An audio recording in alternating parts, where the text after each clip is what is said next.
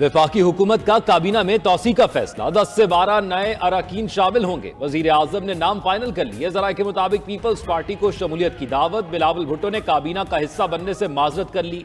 MQM को मजीद 2 वजारतें मिलने का इम्कान। तहरीक इंसाफ पार्लियामेंटेरियन के सरबरा परवेज खटक भी शहबाज शरीफ काबीना में शामिल होंगे। परवेज खटक को वजीर आजम का मुशीर बनाया जाएगा। परवेज खटक जल्द शहबाज शरीफ से मिलेंगे। बाप पार्टी को भी एक वजारत दी जाएगी।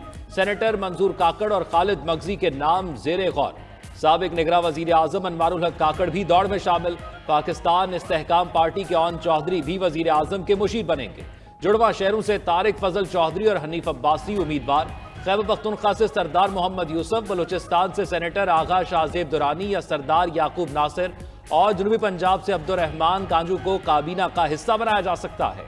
सेनेटर तलाल चौधरी और सेनेटर मुसद्दिक मलिक को भी नई जिम्मेदारी दिए जाने की बाज़गश्त।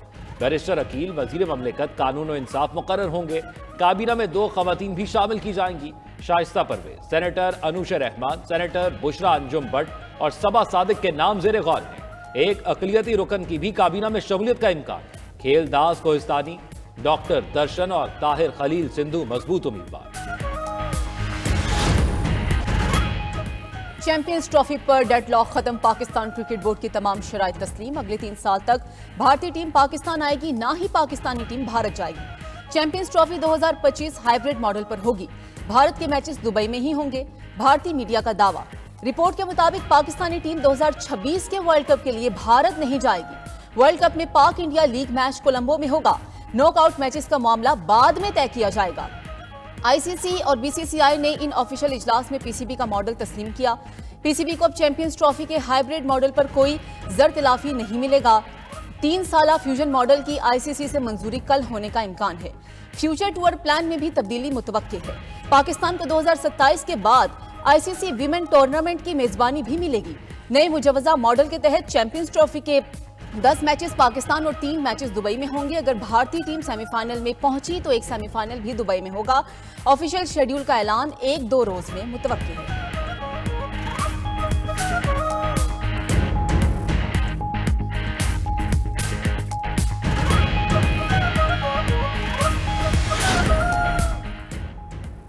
सुप्रीम कोर्ट के आईनी बेंच ने फौजी अदालतों को फैसले सुनाने की इजाजत दे दी। मिलिट्री कोर्ट्स के फैसले सुप्रीम कोर्ट में ज़ेर इल्तिवा मुकदमात के हतमी फैसले से मशरूत होंगे।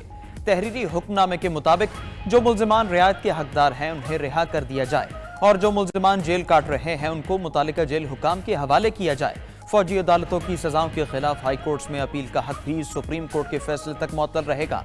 हाई कोर्ट्स में अपील की मुद्दत हतमी फैसले के बाद शुरू होगी। दौरान समाअत जस्टिस जमाल मंदोखेल ने कहा, आर्मी एक्ट के तहत बुनियादी हुकूक मुयस्सर नहीं होते।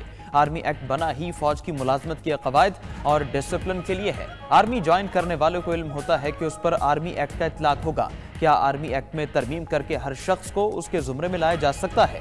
हुकूमती वकील ख्वाजा हारिस ने कहा, फौज में कोई भी जुर्म की नीयत से नहीं जाता। बुनियादी हुकूक जुर्म करने पर ही खत्म होते हैं। 5 रुकनी बेंच के फैसले में खराबियां हैं। इस पर जस्टिस जमाल ने नापसंदीदगी का इजहार किया। कहा, अदालती फैसले को इतना बेतौकीर तो ना करें कि इसे खराब कहें। इस पहलू को भी मद्देनजर रखें कि आर्मी एक्ट 1973 के आइन से पहले बना था। ख्वाजा हारिस ने अपने अल्फाज पर माजरत कर दी।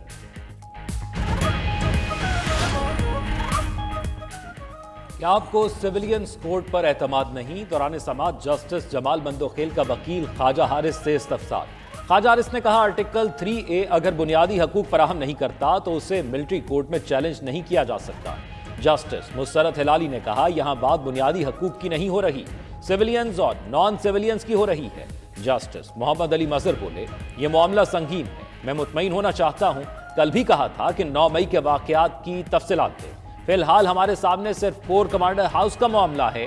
अगर केस सिर्फ कोर कमांडर हाउस तक ही रखना है तो ये भी बता दें। एडिशनल अटॉर्नी जनरल ने बताया, तमाम तफसीलात आज ही मौसूल हुई, बाज़ाब्ता तौर पर मुतफरिक दरखास्त की सूरत में जमा करवाएंगे। सरबराह आईनी बेंच ने समाअत जनवरी के पहले हफ्ते तक मुलतवी कर दी। मुकदमा जनवरी में मुकम्मल होने की उम्मीद भी जाहिर कर दी। सुप्रीम कोर्ट का 26वीं आईनी तरमीम के खिलाफ दरखास्तों पर समाअत जनवरी में करने का इंदिया। फौजी अदालतों से मुतालिक केस में आईनी बेंच के सरबराह जस्टिस अमीनुद्दीन ने कहा कि खुसूसी अदालतों से मुतालिक केस का फैसला जल्द करना चाहते हैं। जनवरी के पहले हफ्ते मिलिट्री कोर्ट्स का केस खत्म हुआ तो 26वीं तरमीम का केस दूसरे हफ्ते सुनेंगे। हमारे पास 26वीं तरमीम समेत बहुत से केसेस पाइपलाइन में हैं।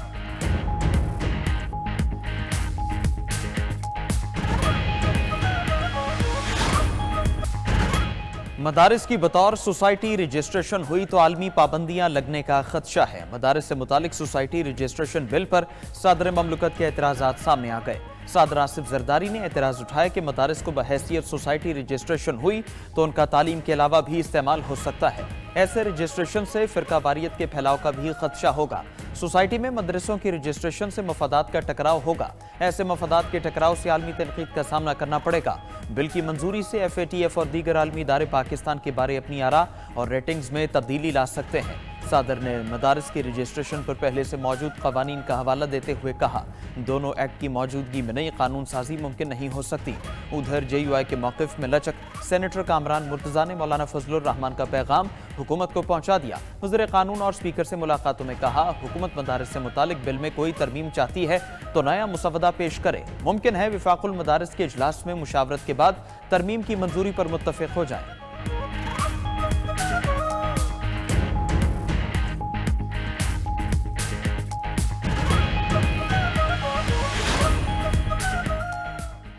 इस्लामाबाद में PTI एहतजाज के दौरान रेंजर्स एहलकारों की शहादत, तहरीक कत्ल का मुकदमा बानी PTI और बुशरा बीबी समेत तहरीक इंसाफ की आला क़यादत के खिलाफ दर्ज।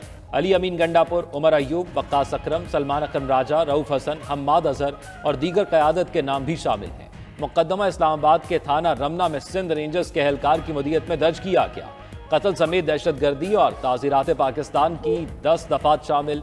FIR के मतन के मुताबिक रेंजर्स एहलकारों की शहादत का वक़ुआ बानी PTI के एमा पर और हुक्म पर हुआ। तमाम वक़ुए का मंसूबा अडयाला जेल में बनाया गया। मंसूबे के गवाहान जेल के कुछ कैदी, मुशक्कती और जेल में खुफिया पुलिस के मुलाजमीन।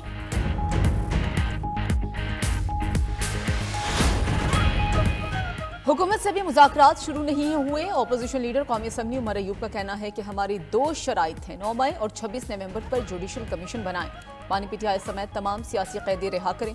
शराइत ना मानी गई तो बानी के सिविल नाफरमानी के हुक्म की तामील होगी। साहबजादा हामिद रजा ने कहा कि हम लोगों ने अपना घर, खानदान और कारोबार तबाह कर दिया। हुकूमत से मुज़ाकरात बराबरी की बुनियाद पर होंगे, माइनस बानी PTI पर बात नहीं हो सकती। सेनेटर बैरिस्टर अली जफर ने कहा कि मुज़ाकरात पर हुकूमत से कोई भीख नहीं मांग रहे। अगर वो मुज़ाकरात करे तो ठीक, नहीं तो ना सही।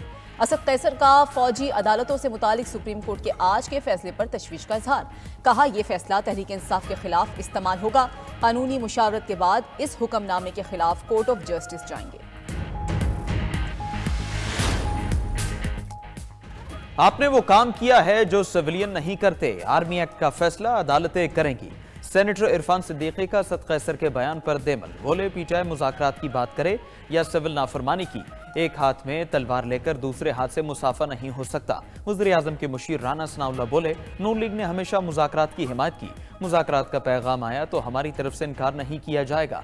फाइनल कॉल से पहले तहरीक इंसाफ से राबिता किया गया था, मगर बानी PTI की रिहाई की बात नहीं हुई थी। वज़ीर दिफा ख्वाजा आसिफ का कहना है, PTI ने अब वक्त के जबर की वजह से पॉलिसी बदली है। वज़ीर आज़म तो कई बार कह चुके हैं, PTI से मुज़ाकरात होने चाहिए। मुज़ाकरात का फोरम मौजूद है, इसे इस्तेमाल किया जाए।